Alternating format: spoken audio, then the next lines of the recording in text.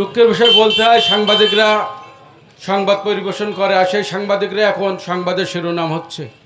কি দোষ এই সাংবাদিকের?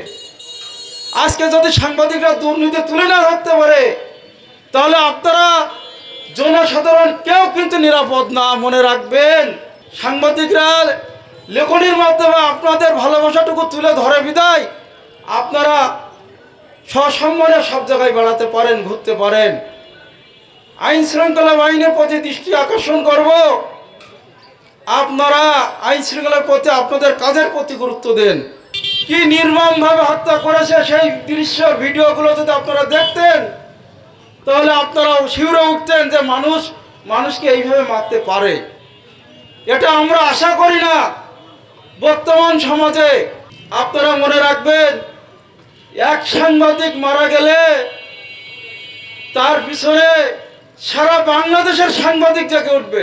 আজকে তার প্রতিধ্বনি আপনারা দেখতে পাচ্ছেন, শুধু পাটকেলঘাটা না, সারা বাংলাদেশে বিক্ষোভ মিছিল প্রতিবাদ সমাবেশ হচ্ছে এবং সারা দেশে নিন্দার ঝড় বয়ে যাচ্ছে। আমরা চাই না আর কোনো সাংবাদিক এভাবে প্রাণ হারাক। সরকারের কাছে আমাদের বিনীত অনুরোধ, আপনারা আইন শৃঙ্খলার দিকে নজর দিন। আমাদের এক সহকর্মী তুহিন ভাইকে নির্মমভাবে গত বৃহস্পতিবারে রাত 8টার দিকে খুন করা হয়েছে। তার অপরাধ কী ছিল সে সত্য তুলে ধরেছিল। আলাদা ট্রাইব্যুনাল গঠন করে এদের দৃষ্টান্ত বিচার করা হোক, যাতে কোনো অসাধু চক্র সাংবাদিকদের গায়ে হাত দিয়ে আর রক্ষা না পায়। সৎ সাংবাদিকতা করেন, তাদের কোনো বন্ধু থাকে না। সত্য সংবাদ, সত্য নিউজ কালেকশন করার জন্য তাকে দুনিয়া থেকে বিদায় নিতে হয়েছে। এই দুনিয়া থেকে তাকে বিদায় নেওয়ার আগে তিনি চেষ্টা করেছেন দেশ এবং জাতির সামনে, এই দুনিয়ার সামনে সত্য সংবাদ প্রকাশ করার জন্য তিনি চেষ্টা করেছেন। শুধু আসাদ ভাই নয়, আপনারা দেখেছেন সাগরুনি হত্যাকাণ্ডের বিচার 123 বার পিছিয়েছে, 124 বারের অপেক্ষায় আছে।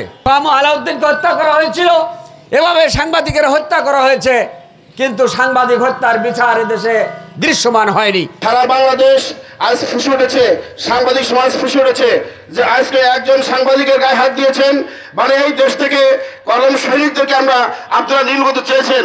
দেশের অন্যায় বিরুদ্ধে এই সাংবাদিকরা সবসময় সোচ্চার থাকে, দেশের উন্নয়নের কথা বলে, দেশের ক্রান্তি লগ্নে এই সাংবাদিকদের সব জায়গায় কাজে লাগে। তাদের জীবনকে উৎসর্গ করে দিয়ে কলম সৈনিক যারা স্বৈরাচারের বিরুদ্ধে, যারা চাঁদাবাজের বিরুদ্ধে, যারা বর্ষা কাদা শীত, যারা হুমকির মুখেও মানুষের দাবির জন্য যারা কলম দিয়ে আজকের এই দেশকে একটি স্বর্ণ শিখরে পৌঁছে দিতে চায়, যতই রক্ত ধরো না কেন, অন্যায় দুর্নীতি সন্ত্রাসের বিরুদ্ধে আমাদের কলম চলবেই। কোনো শক্তি আমাদের থামাতে পারবে না। এই আসামিদের ধরার নামে শুধু আটক রাখলে হবে না, দ্রুত এই বিচারটি নিষ্পত্তি করতে হবে। যত দ্রুত সম্ভব এই আসামিদের ফাঁসির কাস্তে ঝুলিয়ে সর্বোচ্চ শাস্তি নিশ্চিত করতে হবে।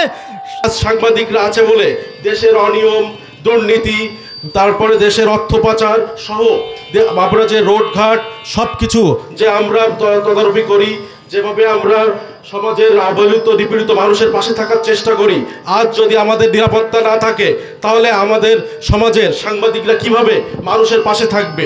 আমাদের এই যদি পরিণতি হয় রাষ্ট্রের চতুর্থ স্তম্ভ সাংবাদিক, অর্থাৎ একটি রাষ্ট্রের 4 নম্বর স্থানে রয়েছে সাংবাদিকরা, সেই সাংবাদিকদের যদি এই অবস্থা হয়, সাধারণ যারা জনগণ তাদের কি অবস্থা হবে আপনারা নিজেরাই চিন্তা করুন।